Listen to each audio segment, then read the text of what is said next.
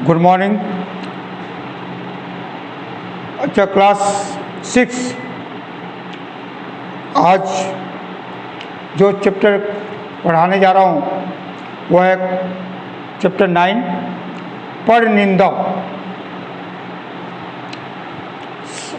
Chapter के नाम से यानी पाठ के नाम से ही समझ में आ रहा है तुम लोगों को दूसरे का निंदा, पर निंदा। साहित्य शास्त्रियों ने रसों की 10 संख्या बताई थी। पहले हमारे जो साहित्यकार थे वे बोलते थे रस 10 प्रकार के होते हैं,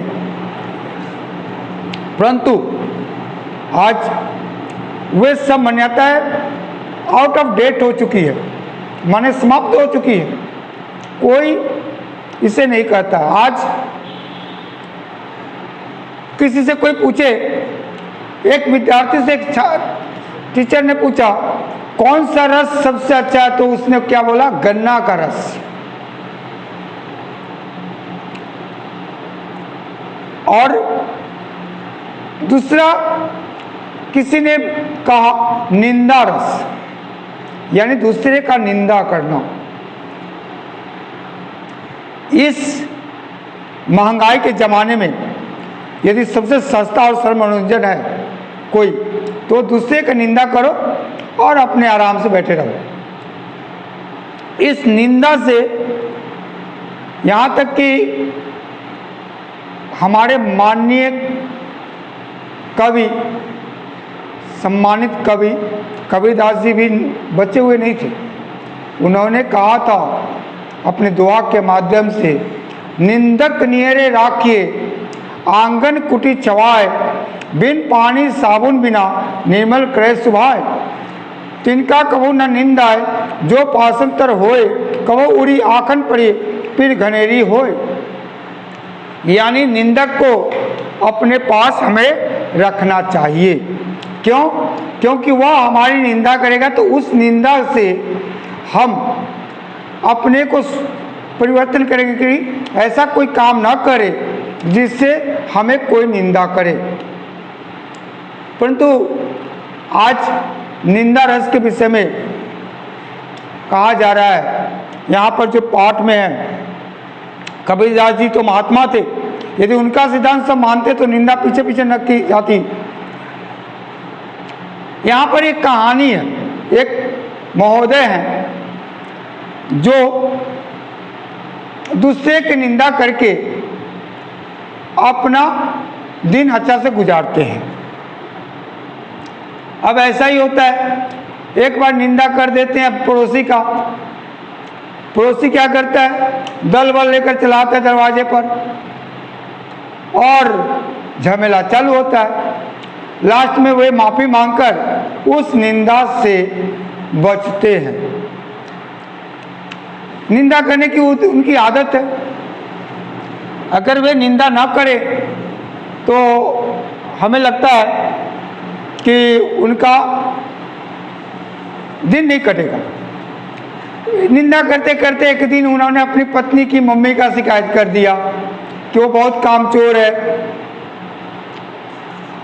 ठीक है, और बहुत काम करवाती है दूसरे से, खुद करती नहीं है। यह सुनकर किसी ने उनकी पत्नी को बोल दिया कि उन्होंने आपके माँ के विषय में ऐसा बोला है। पत्नी माँ से गुस्सा गई।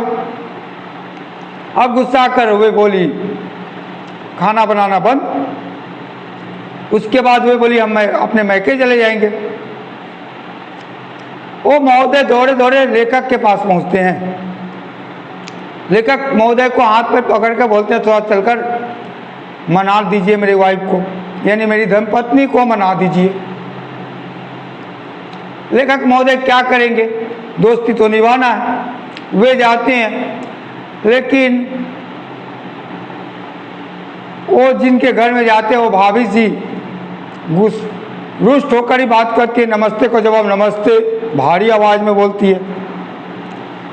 यहाँ मना धना कर उसकी पत्नी को और वहाँ कसम खिलवाते हैं कि आज के बाद वह किसी की निंदा नहीं करेंगे। तब उनकी धर्मपत्नी कहती है इनके इसी स्वभाव के कारण आस पड़ोस सभी से मेरी बातें बंद है।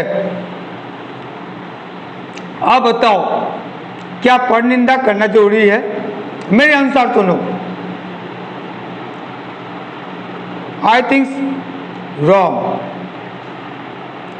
मैं बच्चों आप लोग से कहूंगा, किसी की निंदा मत किया करो, क्योंकि निंदा करने से वह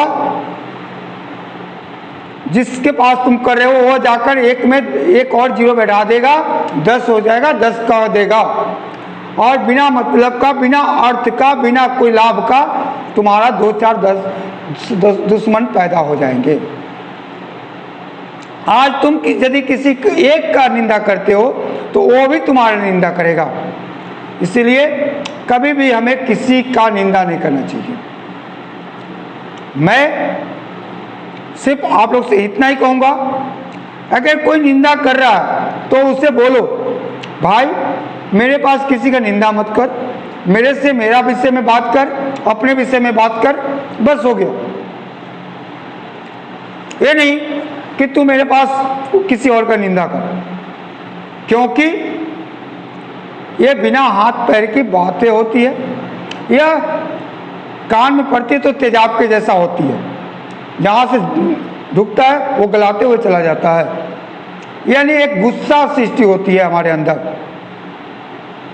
इसलिए किसी और की निंदा न खुद किया करो, न किसी और की निंदा सुना करो। अब यहाँ तक कि एक इस पाठ में तुम लोगों को एक जगह मिलेगा कि एक बच्चा फेल हो जाता है तो उसका एक दूसरे बच्चे ने पूछा, तुम फेल कैसे हो गया? वो मेरे पिताजी के कारण, यानी मेरे डैडी के कारण। भाई क्यों? इसलिए क्योंकि मैंने तो परीक्षा दिया था, मैं तो जाकर परीक्षा देकर आया था, परंतु यदि मेरे डैडी जाकर परीक्षक के पास नहीं भेंट करेंगे, यानी क्या घूस नहीं देंगे, तो हम तो फेल होंगे। मेरे पिताजी नहीं गए, मैं फेल हो गया। यानी उसने अपनी गलती को नहीं स्वीकार किया कि मैंने नहीं पढ़ा, मैंने नहीं पढ़ा है, उसने इस बात को स्वीकार नहीं किया। यह तो गलत है ना। हमें पढ़ना होगा ना।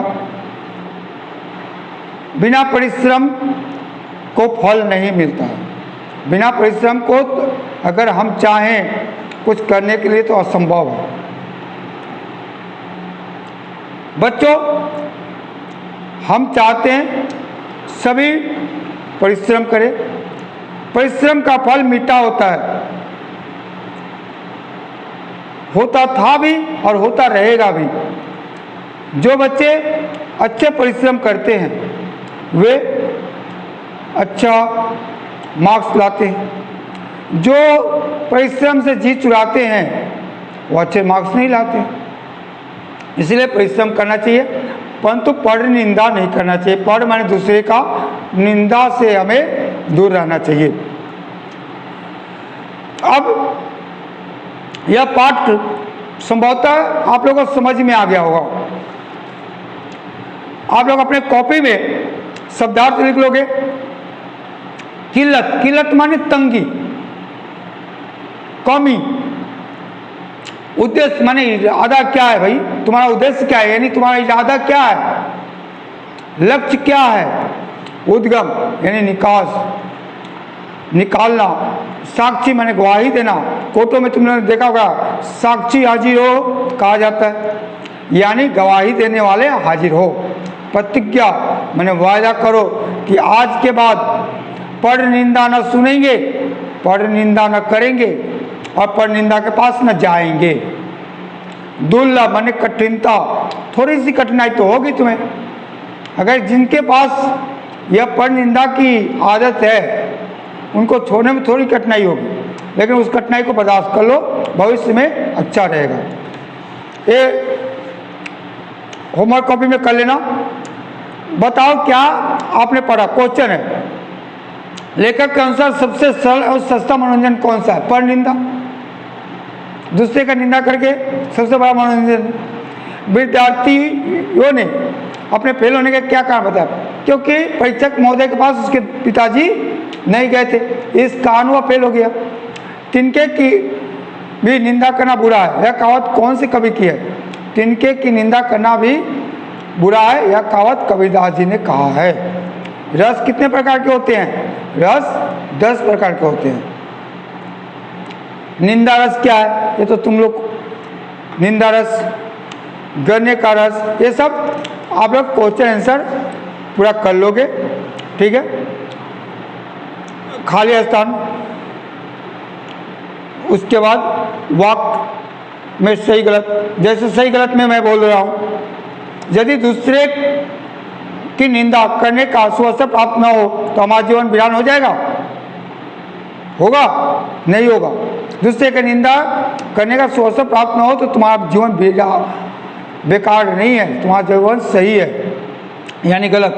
पर निंदा मीठी रोटी है, जिस दर से तोड़ो उधर से मीठी, सुनने वाला भी मग्न और निंदक भी रसलीन। सही। पर निंदा एक सामाजिक बुराई है, इसे तुरंत बंद कर देना चाहिए। यस। अब रसों की संख्या 11 हो गई है, गलत। अभी भी रसों की संख्या 10 ही है। सभी कवियों ने पर निंदा को महत्वपूर्ण बताया। हाँ, अब जोड़े लिखना तो ओके बच्चों। मैं अब हिंदी क्लासिक्स का पाठ नंबर 9 हिंदी फर्स्ट का पूरा कर चुका हूँ। इसे आप लोग होमवर्क में रखोगे, मैं होमवर्क भी भेज दूंगा तुम लोग को। आगे क्लास में होगा परीक्षा नामक पाठ होगा, इसके लिए तैयारी करके रखो और याद करके भी रखोगे, जिससे तुम कर पाओ। Okay, thank you.